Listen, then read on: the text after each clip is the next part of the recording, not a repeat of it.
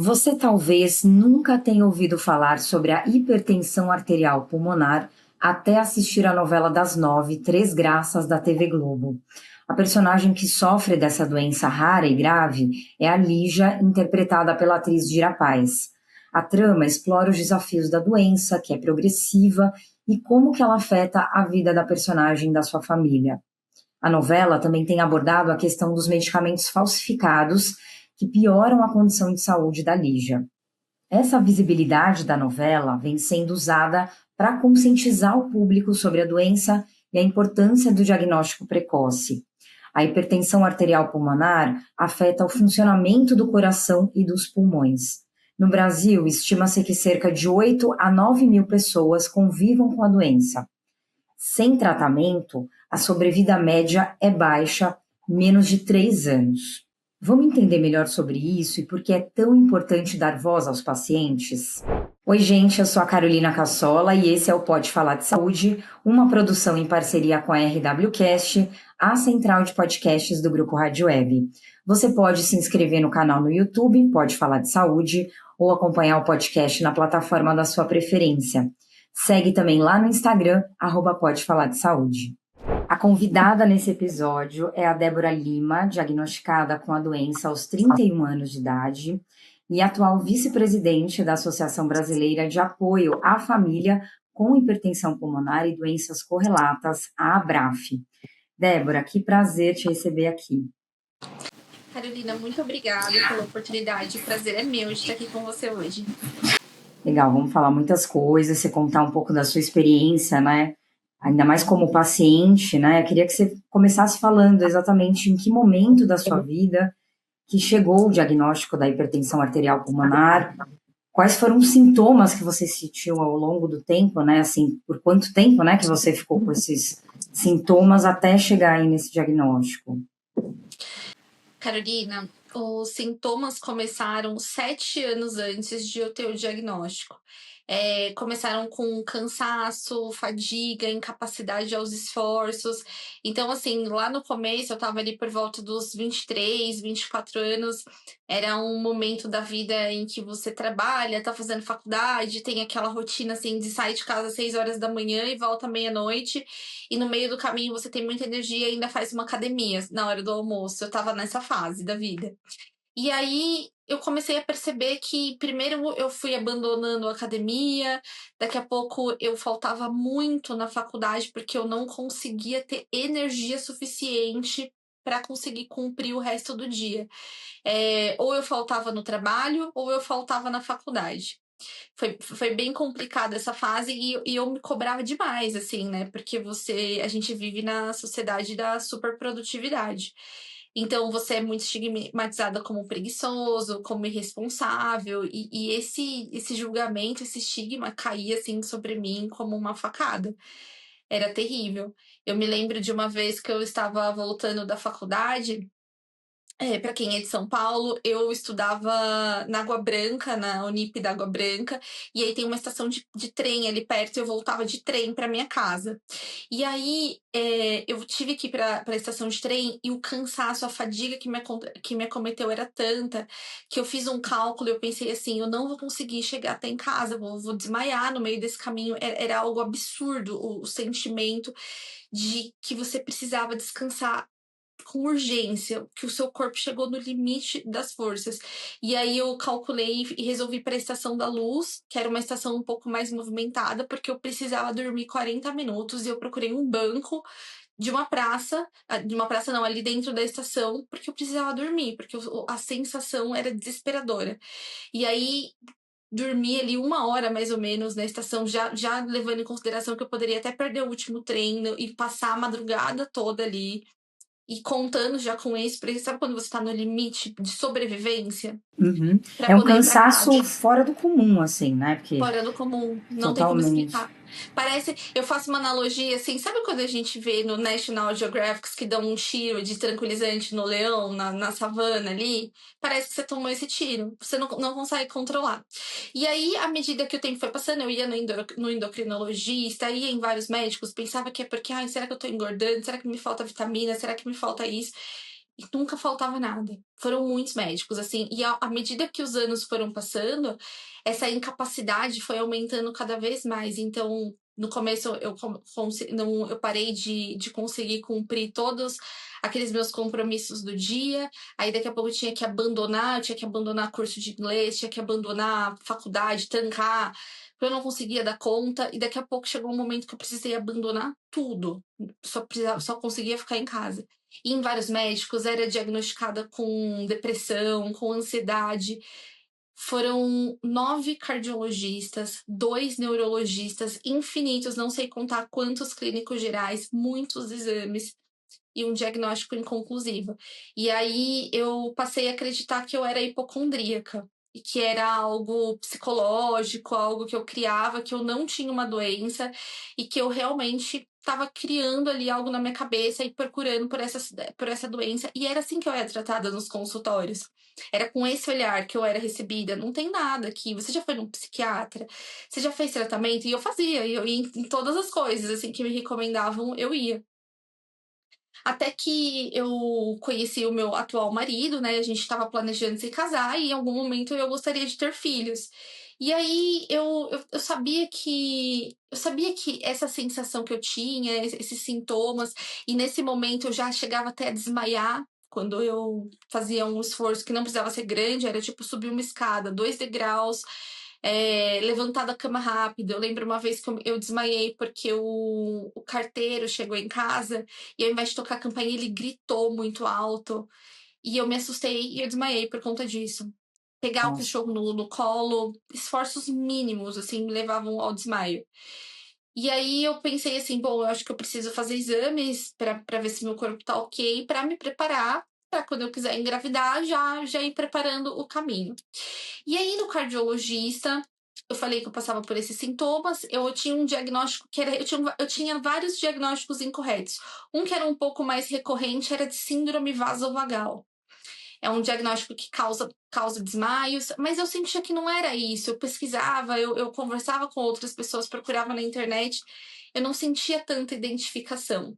E aí o cardiologista falou para mim que era tranquilo, que eu poderia ter filhos, seria muito desconfortável uma gravidez com síndrome vasovagal, mas que eu poderia seguir. E iria pedir um ecocardiograma só por desencargo de consciência. Um exame que eu já tinha feito várias outras vezes. Nesse exame, eu recebi o diagnóstico de hipertensão pulmonar. Só que quando eu recebi esse diagnóstico, como é uma doença rara, quando você você não se prepara para receber diagnóstico de doença rara nem de doença grave nenhuma. A gente tem a sensação que a gente vai ser eterno e invencível, né? E que qualquer problema que vá nos acometer na vida, você vai tomar um remédio, você vai fazer uma cirurgia e vai dar tudo certo. Quando eu tava lá fazendo o exame, a médica me disse que tinha descoberto o que eu tinha, eu sorri e fiquei super feliz naquele momento. Eu não fazia ideia do que era aquilo. Eu pensei, vou fazer uma cirurgia, vou tomar um remédio e daqui a pouco tá tudo resolvido, vida que segue. Vou voltar a ter aquela energia que eu tinha. E eu acho que talvez tenha dado um certo alívio, entre aspas, para você por conta de tantos médicos que você já tinha passado também, né, Débora? Muito. Eu acho que essa angústia de não saber o que se tem também é uma coisa que deve, assim, né, deixar as pessoas muito, muito aflitas, né? E um pouco desse gaslighting médico também que você estava contando. Eu fiz até um outro episódio sobre síndrome de fadiga crônica e tem muito isso, que as mulheres relatam sintomas de, né, de algum problema e muitas vezes são ignorados. É claro que às vezes é porque não se sabe realmente exatamente o que se tem, mas eu acho que tem muito a ver também com, às vezes não dá a devida atenção para aquilo que, né, que você está relatando, ou achar que é exagero, ou achar que, né, assim, não validar o seu sofrimento, né? Exatamente. Porque não é normal. Mas à medida que você vai passando por esse gaslighting por tantos anos de forma tão recorrente, você realmente passa a acreditar que você tá errado, que você que tá exagerando, que é algo que não é verdade. Você até custa acreditar no diagnóstico, você duvida do profissional que te deu o diagnóstico correto. Quando eu saí do consultório, eu não fazia ideia da gravidade daquilo, o médico não me explicou naquele momento, mas o que qualquer pessoa faz hoje em dia no século XXI, quando sai de um diagnóstico, de um consultório com um diagnóstico do qual ele não tem muita informação. Ele entra no Google e descobre. Foi assim que eu descobri a gravidade do problema, que era uma doença grave, sem cura, potencialmente fatal, e que a expectativa de vida sem tratamento era de até 2,8 anos a partir do momento em que os sintomas começavam a aparecer. Eu já tinha os sintomas há 7 anos, então eu pensei assim, é a qualquer momento, então eu tô com uma bomba relógio dentro de mim, eu já até passei do prazo, eu já tô aqui até no bônus do prazo. E foi desesperador, né? O seu chão sai dos seus pés. Você Sim, custa acreditar. Aí você para, começa de novo com aquela questão. Você custa acreditar que aquilo é verdade. Porque não é possível que o raio caiu na sua cabeça. Porque não só cai na grama do vizinho, é na televisão, não é na sua casa, não é com você que acontece. Você não tem, assim, estofo nenhum para poder lidar com a situação, preparo nenhum. Você não sabe nem por onde começar. Foi assim que sim. eu caí neste lugar. Sim, sim, imagino. Um turbilhão de coisas, de mudanças, como você falou, no auge, né, que você estava ali super jovem, né, estudando, fazendo milhares de coisas e, enfim, aí teve toda essa questão e você teve algum caso na sua família parecido, nada disso, quando você recebeu esse Não, diagnóstico, nada. não tem, né? Nada parecido, nenhum histórico, nem de doenças parecidas, assim, doenças pulmonares, nada. Tá. E até para as pessoas entenderem um pouco, assim, né, até pelo que explicaram para você quando você recebeu o diagnóstico, né, porque o sintoma, às vezes esse diagnóstico demora mesmo porque acaba havendo toda essa confusão com outras doenças, né, como você estava contando. Sim, E qual que é a diferença, por exemplo, que a gente fala de hipertensão arterial pulmonar, né, a gente ouve falar mais da hipertensão arterial, que é mais ligada à questão do coração, a hipertensão que é, né, a pressão que a gente fica medindo ali, para quem tem o problema de pressão alta, que é uma condição crônica, tal, né? Como é que é essa diferença das duas coisas? sim, é algo que para mim foi uma surpresa. Eu não imaginava que existia uma pressão pulmonar diferente da nossa pressão arterial. Foi algo que eu precisei entender e toda a minha família precisou entender também. A circulação pulmonar, ela é aferida ela tem uma pressão diferente, que é a circulação entre o coração e o pulmão. Tem uma coisa que eu não sabia, que o pulmão é um órgão extremamente vascularizado, é onde fica a maior parte do sangue do seu corpo tá dentro do pulmão, porque é o sangue que faz a troca gasosa e te traz o oxigênio de fato. A gente sabe isso na teoria, mas quando isso acontece no seu corpo, na prática, que você precisa entender realmente esse sistema para entender o que é essa doença, é um pouco surpreendente você se dar conta de algumas conclusões até um pouco óbvias. E a circulação pulmonar, ela é aferida por uma pressão diferente da pressão arterial. A pressão arterial é a pressão do corpo, assim, em termos bem leigos, explicando, é a pressão do todo o seu corpo, e essa circulação, ela é aferida por uma pressão diferente. Quando a pressão do seu pulmão, ela tá mais alta, isso sacrifica o seu coração. Porque é como se, imagina que você tem uma bomba e um cano ali do ralo do seu banheiro, vamos, digamos assim, e esse cano do ralo do seu banheiro tá fino demais. O que vai acontecer? O coração ele vai fazer uma pressão muito grande para poder bombear essa água, para poder passar por esse caminho que está obstruído de alguma maneira. E isso vai levar você para uma insuficiência cardíaca, que é uma doença muito grave. Sim, não, foi super didático, assim, porque é interessante entender esse funcionamento e como está tudo muito interligado, né? Essa questão dos Muito. órgãos, do pulmão com o coração, enfim.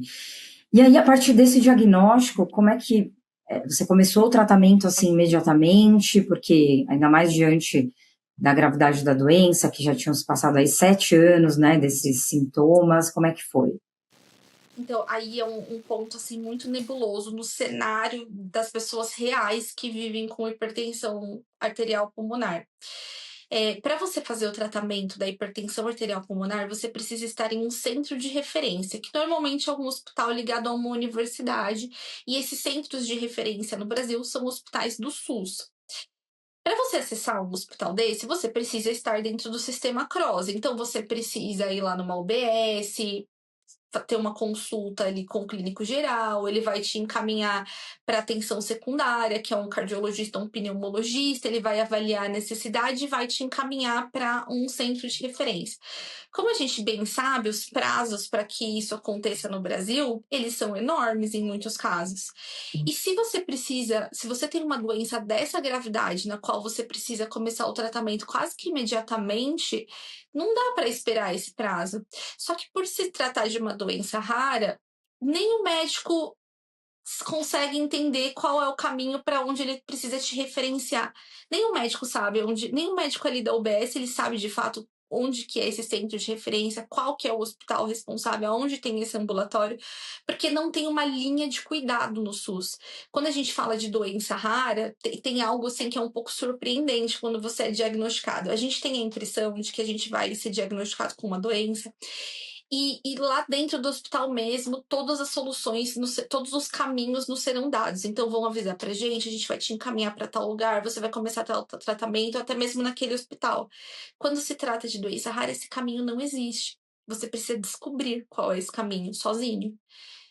E você tá naquele turbilhão, você tá acometido por sintomas muito difíceis, você tá às vezes numa situação de muita gravidade e você precisa descobrir sozinho.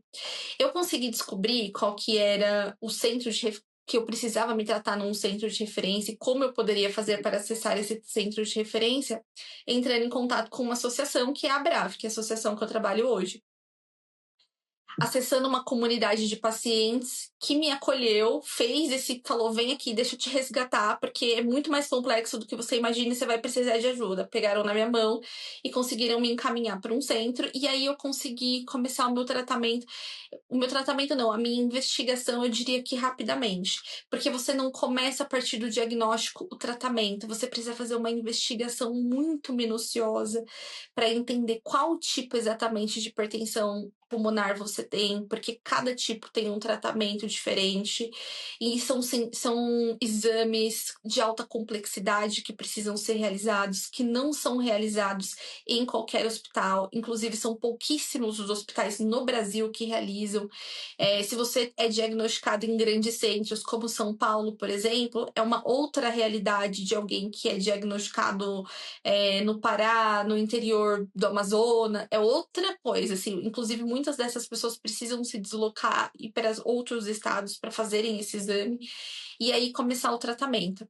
Eu comecei o tratamento de fato 5 meses depois do diagnóstico, porque é o tempo que leva toda essa investigação e levando em consideração que eu tive acesso ao suprassumo do melhor oportunidade de investigação, de centro de referência, de rapidez nos prazos, 5 meses depois.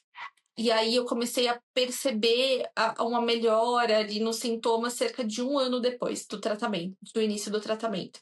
Uhum. Então, até leva um tempo, né? Mesmo a partir do tratamento, que muitas vezes pode ter esse atraso aí por conta de todo esse protocolo a ser seguido e dessas restrições de acesso também, né? Que é bem complexo, como você está contando. E é só 1 ano depois que você começou a sentir, então, essa melhora, né?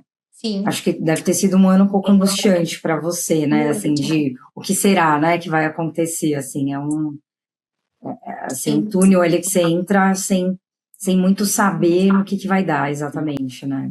Você tá de mãos dadas com a morte, você tá lidando com a possibilidade real daquilo acontecer, algo que você nunca imaginou. Você começa a arrumar essas coisas, porque você começa a imaginar que isso pode acontecer. Imaginar não, você tá vendo, você tá em contato com uma realidade nua e crua da vida, que é a morte. E aí você começa a organizar suas coisas, porque você não sabe quando isso vai acontecer. Cada dia que você vai dormir, você cria uma ansiedade, porque você não sabe se você vai acordar, se vai acontecer um evento noturno. Qualquer sensação que você tenha, você se torna absolutamente hipervigilante, porque você tem uma doença rara. E se você tiver ali algum tipo de descompensação, se acontecer algo com você e você for para qualquer outro hospital, você sabe que o profissional de saúde talvez ele não saiba como lidar com você. Então você começa a ter aquele pânico de repente ficar vulnerável, de ficar inconsciente e não conseguir avisar e não conseguir esclarecer que você tem uma restrição absoluta a diversas coisas, sabe? Eu Claro. me lembro que eu quebrei o pé depois de um tempo do diagnóstico. E eu fiquei aterrorizada com a possibilidade, não com o pé, meu pé estava quebrado, eu não estava nem sentindo a dor do pé quebrado. Eu só pensava, se eu precisar fazer uma cirurgia, se eu precisar fazer qualquer coisa, como vai ser? Eu não posso ficar vulnerável, longe do meu centro de referência. É muito complexo, assim, muda tudo na sua vida, tudo. Você precisa calcular todo o seu planejamento do seu dia a dia. Você vai viajar para algum lugar, você precisa entender se naquele local tem algum hospital que tenha pneumologista, que tenha cardiologista ali de plantão, caso uma emergência aconteça com você, calcular os seus remédios, ter ali uma quantidade de segurança. E se eu sair na rua e acontecer alguma coisa, eu passar 2 dias fora, não sei, tem uma enchente, muda São tudo. muitas coisas, né? E com certeza ter uma pessoa de apoio ali, né? Que você estava falando do seu marido, imagino que ele Sim. tenha te acolhido muito aí nesse momento. Acho que a família, amigos muito próximos são essenciais, mas Então, isso muda tudo, né? Por causa desse controle maior que tem que ter, né, Débora? Agora, como é que é realmente assim o tratamento? Você precisa ir a algum centro hoje? Quer dizer, eu não sei se o tratamento é o mesmo desde o início, porque a gente está falando aqui, até para as pessoas saberem, que já faz 5 anos, quase 6 anos, né, que você está em sim. tratamento, né? O que é uma ótima notícia que está dando tudo certo desde o início, apesar daquela angústia do começo, né, desse medo de não saber se como é que seria, mas como é que foi desde o começo, assim, esse tratamento? O que que mudou desde então? Olha, foi assim, os sintomas, eles foram me acometendo de maneira lenta. É diferente, assim, o diagnóstico de uma doença rara é uma impressão digital, para cada pessoa é de uma forma, assim, para muitos outros amigos que eu converso, foi tudo muito rápido, foi do dia pra noite, a pessoa não conseguia levantar da cama, não conseguia tomar banho, foi muito rápido. Para mim foi muito devagar. Então, sabe aquela analogia que falam sobre se você colocar uma rã numa água fervendo, ela pula. Se você coloca ela e vai esquentando a água aos poucos, ela morre cozida, porque ela não percebe. E apesar de eu ter ali claramente percebido que eu tinha uma séria incapacidade de realizar coisas básicas, eu não fazia ideia do quanto eu estava incapaz de realizar essas atividades. Quando o tratamento começou a fazer efeito e eu comecei a conseguir fazer coisas que há muito tempo eu não fazia. Por exemplo, tomar sabe aquele banho premium que as mulheres adoram tomar? Eu tinha que fracionar, eu não conseguia um dia só tomar um banho premium. Então, cada dia que eu queria, hoje eu quero lavar o cabelo, hoje eu quero fazer uma hidratação, hoje eu quero fazer. Enfim, cada coisa que você quer fazer nesse banho premium, eu não conseguia fazer de uma vez, eu não tinha me dado conta disso. E você começa a conseguir, assim, coisas assim muito pontuais do dia a dia, lavar o cabelo e fazer uma escova no cabelo no mesmo dia, ser capaz de secar o seu cabelo com um secador, é, cuidado com a sua casa, no mesmo dia você ser capaz de organizar o quarto e a cozinha, duas coisas no mesmo dia, mesmo sendo uma casa pequena, eram coisas que eram impossíveis. Conseguir andar com o cachorro e nem é grande, nem são grandes distâncias ali no play para eles poderem fazer um xixi e já subir, mas ser capaz de colocar ele na coleira e conseguir conduzir ele sem se fadigar de uma maneira extrema. Eu me lembro uma vez que eu cheguei em casa e eu moro no 5º andar e havia acabado a energia, estava sem elevador. Para mim era assim, inconcebível subir 5 andares de escada, ainda que parando e demorando bastante, tendo essa paciência. E aí eu tentei conseguir subir esses 5 andares, mais ou menos 1 ano e meio depois. E foi muito emocionante. Fui bem devagar, lógico que não foi seguido, demorei bastante para subir esses 5 andares, mas consegui, cheguei em casa e não precisei passar um dia de cama por conta disso. pequenas coisas, sabe, no dia a dia, conseguir levar o lixo, e você vai percebendo que você vai conseguindo retomar essas atividades e se dando conta de que, nossa, como é bom viver uma vida normal. E olha que ainda minha vida não é normal, assim, eu tenho muitas restrições, muitas coisas que eu não consigo. Mas você ter acesso a um tratamento e conseguir ser funcional no seu dia a dia, depois que você percebeu como é não ser, é uma bênção, assim, não tem como explicar a sensação. Claro, imagino. E esse tratamento que você faz, ele é pelo SUS? Como é que é? Pelo SUS. Todo o meu tratamento é 100% pelo SUS, o medicamento eu pego pelo SUS também, 100%. Para hipertensão arterial pulmonar, a gente tem tratamento no SUS, os medicamentos de alto custo. Tem problemas no meio desse caminho, né? O mundo não é perfeito, tem medicamentos que estão aprovados e incorporados no SUS, mas tem problemas na hora da dispensação, os pacientes ainda não estão acessando. Tem novas tecnologias que já foram aprovadas pela Anvisa e que são, assim, revolucionárias. A gente fala que é o transplante sem cortes, porque resgata pessoas ali do Vale da Morte, literalmente, sem nenhum exagero, e que ainda não estão incorporadas no SUS e que a gente espera que a gente possa ter acesso a isso. Tem muitos tratamentos modernos em países de primeiro mundo que no Brasil a gente ainda não tem acesso, mas que a gente está trabalhando muito para conseguir trazer e ter essa oportunidade, porque é muito doloroso você saber que existe uma possibilidade, uma chance de viver e que você não acessa isso. É muito angustiante.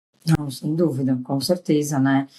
E aí você falou que você, né, buscou informações com a Abraf e tal. Eu não sei se foi esse momento que você começou a ter contato com outros pacientes, por exemplo, não se viu tão sozinha assim, vai, nessa jornada, porque eu acho que isso tem muito a ver quando a gente descobre alguma coisa que a gente acha que é só com a gente, porque né, tem muito isso, assim, é um questionamento que faz muito Sim. parte, né? Como é que foi esse Carol, encontro, olha, né? eu falo que assim, quando você recebe o diagnóstico, parece que você é catapultado dessa dimensão. Você vai para uma outra dimensão. E se a sua doença for rara, aí você vai mais longe ainda. Você sai da Terra e vai lá para Plutão. Não é nem para Marte que você vai. Você vai para um lugar assim completamente árido, que não tem informação. Você não entra no Google e você descobre o que você tem que fazer. Ah, eu fui diagnosticado com diabetes, eu estou grávida, eu fui diagnosticado. Se você entra lá, você tem uma ampla gama de informações. Você é diagnosticado com hipertensão arterial pulmonar, você vai entrar lá, você vai se sentir mais perdido do que você entrou. E aí, você conseguir aterrissar dentro de uma comunidade de pacientes, de pessoas que têm muita experiência naquilo, que já passaram por esses caminhos que você vai passar, é a primeira terapia, é o primeiro tratamento. Porque por exemplo, tive contato com a Braf nesse momento, eu estava completamente perdida, eu não fazia ideia, eu sabia que eu precisava, não era qualquer pneumologista, não era qualquer cardiologista, que são os médicos que estão aptos para conduzir esse tratamento, mas eu não fazia a menor ideia de como. Eu entrava no Google e eu não conseguia entender, você se sente amarrado, você se sente incapaz. Mesmo você tendo acesso à educação, você tendo experiência de conseguir coisas difíceis, é muito difícil. Parece que é um jogo, assim, uma gincana que você precisa desvendar os mistérios para conseguir chegar lá. E aí, dentro da comunidade da Abraf, no caso, foi onde eu entrei e consegui ter esse entendimento desses caminhos que alguém ali já tinha galgado para mim. Eu sempre falo assim, ó, se você foi diagnosticado com doença rara, procure, primeiro passo, procure, seja qual for a sua doença, procure a associação da sua doença. Se aproxime dessas pessoas, porque você vai encurtar tanto sofrimento na sua vida que você não faz ideia. Hoje em dia eu faço ideia, porque eu tenho em contato com muita gente, chega gente assim na comunidade que também está muitos anos investigando, tem gente que já está diagnosticado há muitos anos e não sabia que tinha uma comunidade que podia trocar informações, e eu vejo o tanto de sofrimento que me evitou, sabe? Ter tido esse contato precoce.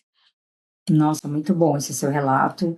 E com certeza, né? Buscar informação, ter, assim, identificação, outras histórias para poder entender e compartilhar, acho que com certeza traz todo esse alívio, né? E aí, a partir disso, como é que começou também o seu trabalho na Abraf, aí como né, deixando um pouco, deixando não, né? Você sempre vai ser paciente, vai continuar sendo Sim. paciente, mas indo mais para esse lado, né, de acolhimento de paciente, como é que é? Conta um pouquinho. Foi assim, no começo, Carol, eu lembro que ali no começo, ali no início do diagnóstico, eu fui internada. Desculpa, meu cachorro, ele pode estar latindo aqui de fundo. Ele é minha rede de apoio também, ele faz parte disso. E no começo eu fui internada, né? E aí eu me lembro que durante a internação eu tive acesso ao que muitas pessoas não têm, assim, eu tive uma equipe muito atenciosa, tinha psicólogo, porque o trauma ali emocional, o luto, né, que você entra dentro de um luto, a morte dos seus sonhos e da vida que você planejou. Tinha psicólogo que ia conversar comigo, tinha médico bom, médico experiente, tinha tudo, mas a pessoa que acalmava, assim, o meu coração era o voluntário de acolhimento da Braf, que era outro paciente. Porque ele sabia o que eu estava sentindo de fato. Ele era a única pessoa que conseguia entender quais eram os meus medos, o que estava se passando pela minha cabeça, que conseguia ter aquele remedinho que me acalmava de fato. E aí, depois que o tratamento começou a fazer efeito e que eu comecei a melhorar, que eu comecei a ter dimensão do quão grandioso e do quão terapêutico foi isso pra mim, eu comecei a me aproximar e me tornei muito ativista, assim, dessa causa, da causa das pessoas com doenças cardiopulmonares no geral, a minha, pessoas em cuidados paliativos, eu me aproximei muito disso. E aí comecei a ir atrás, comecei a estudar, comecei a ir atrás de entender o que a gente tinha que buscar de política pública, de advocacy, ser voluntária da Braf também, porque assim como alguém me acolheu, assim como alguém me deu aquele primeiro remédio, eu passei a ser essa pessoa para outras pessoas também, né? Na Braf tem vários projetos de acolhimento, a gente tem um foco gigantesco nisso, em resgatar essa pessoa que está nesse quarto escuro, que está ali em Plutão, como a gente faz essa analogia ali no Vale da Morte, basicamente, no desespero completo, escuridão. Então, eu comecei a ser voluntária nesses projetos. Tem um projeto que chama Estamos Aqui, que a gente vai nos hospitais e a gente conversa com as pessoas ali nos corredores que estão ali, nos corredores do ambulatório de pneumologia. E é impressionante, assim, você vê a pessoa ali tensa, angustiada, às vezes com algum familiar, às vezes sozinha, e a gente chega e se apresenta e fala: Oi, eu tenho a mesma doença que você. A pessoa já. Você vê que tem uma luz que entra dentro da pessoa, porque ela vê alguém vivo, alguém conversando, alguém que está em pé, alguém que está trabalhando, e ela começa a enxergar outras possibilidades de vida. Ela começa a entender que sim, a vida dela vai mudar, mas ela pode ressignificar tudo, porque ela tá vendo outras pessoas ali que estão fazendo o mesmo, que tá tudo bem, estão vivendo uma vida normal. A gente tem a Central do Pulmão, que é uma central de atendimento, que as pessoas podem entrar em contato, é gratuito, qualquer lugar do Brasil. É uma psicóloga que faz esse primeiro acolhimento e a gente consegue te orientar em muitas coisas, porque, por exemplo, às vezes você é diagnosticado e te avisam assim, você vai tomar um remédio e esse remédio é de alto custo. E aí você vai pesquisar esse remédio e você vê que ele custa 10, 40 mil reais. Só que você não entendeu que você vai pegar este remédio na farmácia de alto custo porque o SUS vai te fornecer. Você se desespera, vende seu carro, vende coisas que você tem, faz uma vaquinha para você não entendeu como faz esse processo. Na Central do Pulmão a gente consegue te orientar. Às vezes na consulta é muita informação de uma vez e você não consegue assimilar aquilo, porque você tá ali completamente transtornado, você ainda tá digerindo o soco no estômago que você tomou e você não consegue se atentar a esses detalhes, como faz para você conseguir ter acesso à oxigenoterapia. Muitos pacientes com hipertensão pulmonar precisam fazer uso de suporte de oxigênio. E, enfim, milhares, várias outras dúvidas. Aonde tem um centro de referência na minha cidade? Como eu faço para acessar esse centro de referência? Todas aquelas dúvidas que um paciente recém-diagnosticado tem, e às vezes até denúncias, ou histórias legais que você tem para nos contar, de experiências que foram incríveis que você tem e que transformaram a sua vida e pode agregar muito nessa nossa questão de comunidade.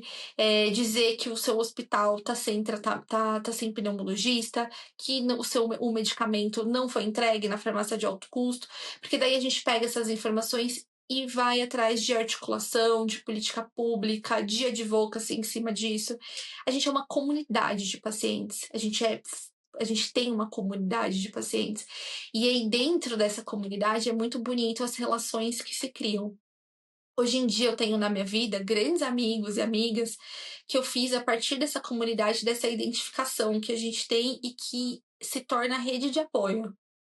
Muito legal. Nossa, que incrível essa experiência, essa jornada toda, né? E o quanto aprendizado, né, Débora, para você. Sim. E acho que muita resiliência também, né? Porque é isso, né? De ir vivendo, mas readaptando essa vida. O que eu ia te perguntar também, até para a gente terminando, assim, que sonhos, né? Que projetos que você acabou deixando para trás naquele momento do diagnóstico e que você vê como possível de retomar isso, não sei se talvez agora ou em breve, porque eu também acho que, não sei se você faz muitos planos a longo prazo, mas enfim, o que você ainda pensa em realizar? Olha, eu confesso para você que ali no ato do diagnóstico, eu matei os meus sonhos a longo prazo, assim, porque eu vi que não seriam possíveis, assim. Eu parei de planejar qualquer coisa para mais de um ano. Para mim não existia mais de um ano. Inclusive, é até engraçado, logo que eu tive o diagnóstico, eu fiz uma viagem incrível, gastei horrores, assim, porque a vida é uma só, sabe? Não me Isso arrependo, é porque eu muito. tô realizando a expectativa. É bem aquela coisa de filme, né? Que a gente vê, Sim, e na vida real é isso mesmo, né? Que a na vida pessoa, real é isso mesmo. antes de iniciar o tratamento, ela vai e realiza um sonho grande, assim, faz uma viagem muito diferente, enfim, Faz, vai. realiza, começa a fazer a sua wishlist, entender o que que você quer fazer, o que que é prioridade, o que que você não quer de jeito nenhum. Você abandona vínculos, parcerias, você aprende a falar não, você perdoa aquilo que não faz sentido de coisas da vida, assim, que são tão pequenas que você vê que não tem valor nenhum frente à possibilidade de morrer, sabe? Você amadurece demais, assim, a partir do diagnóstico. E aí eu abandonei muitos sonhos, assim, por exemplo, eu sempre fui uma pessoa super empreendedora, eu sempre gostei da possibilidade de empreender, de ter novas ideias, de inovar. Eu abandonei isso, eu não me via mais tendo uma carreira, uma vida profissional, nada, estudar. Imagina, não cogitar possibilidade nenhuma. Sempre gostei muito de estudar, sempre fui uma pessoa super curiosa. Planejava ser mãe, planejava me casar, abandonei tudo, fazer um casamento, uma festa de casamento. Abandonei tudo. E eu já retomei todas essas coisas. Então, hoje em dia eu sou vice-presidente da Abraf, trabalho na área de advocacy, de comunicação. A gente tem construído muitas coisas, a gente faz planos a longo prazo.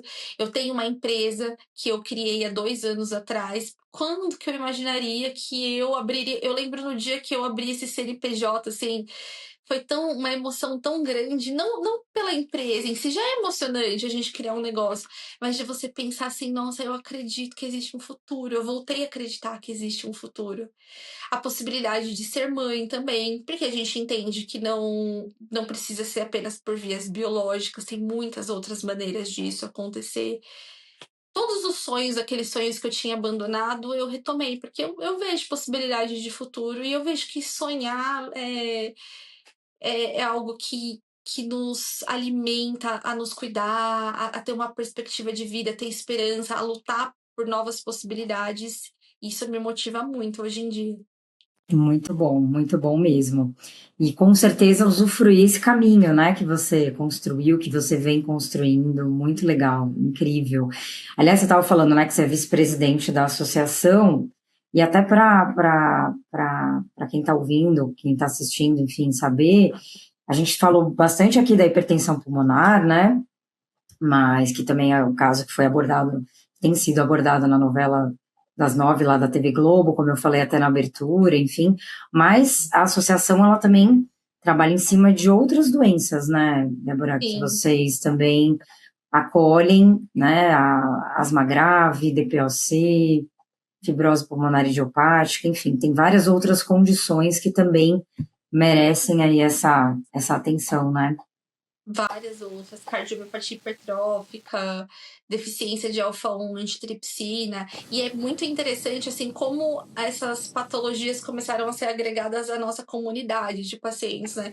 Nessas nossas visitas nesses ambulatórios para fazer esse nosso projeto Estamos Aqui, a gente começou a conhecer outras pessoas, porque a gente para e conversa com a pessoa para entender qual que é a patologia dela, buscando inicialmente pacientes com hipertensão pulmonar, mas fomos conhecendo pacientes de outras patologias e médicos também passaram a nos acessar porque percebiam o quanto a nossa comunidade ela é grandiosa, apesar de serem 9.000 pessoas acometidas no Brasil, nem todas com o diagnóstico formal, a gente é conectado, a gente se conhece, a gente sabe o que está acontecendo no Sul, no Amazonas, na Bahia. A gente é uma rede muito grande, conectada, e que conseguiu grandes avanços e grandes coisas, assim, em termos de política pública, de tecnologia incorporada, centros de referência de qualidade, ter projeção da nossa patologia. Então, médicos começaram a nos procurar para que a gente pudesse trabalhar essas outras patologias e esses outros pacientes que a gente foi conhecendo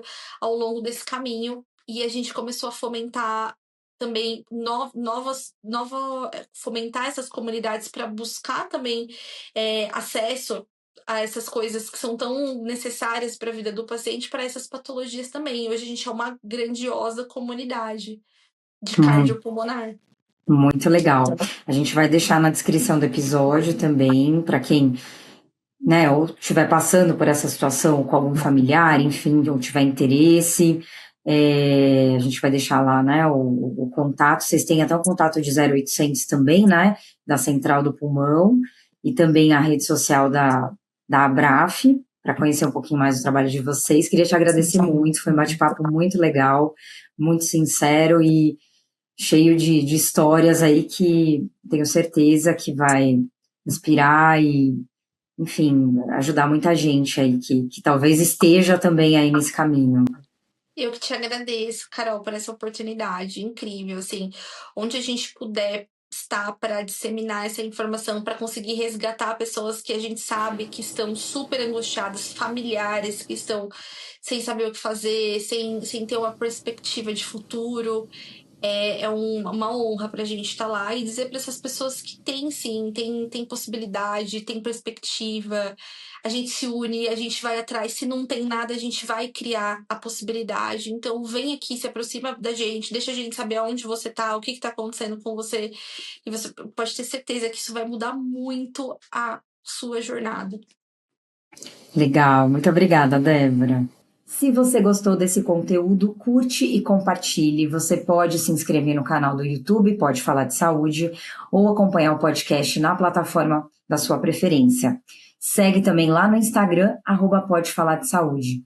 E aproveita para conferir os episódios anteriores também, tá bom? Até o próximo!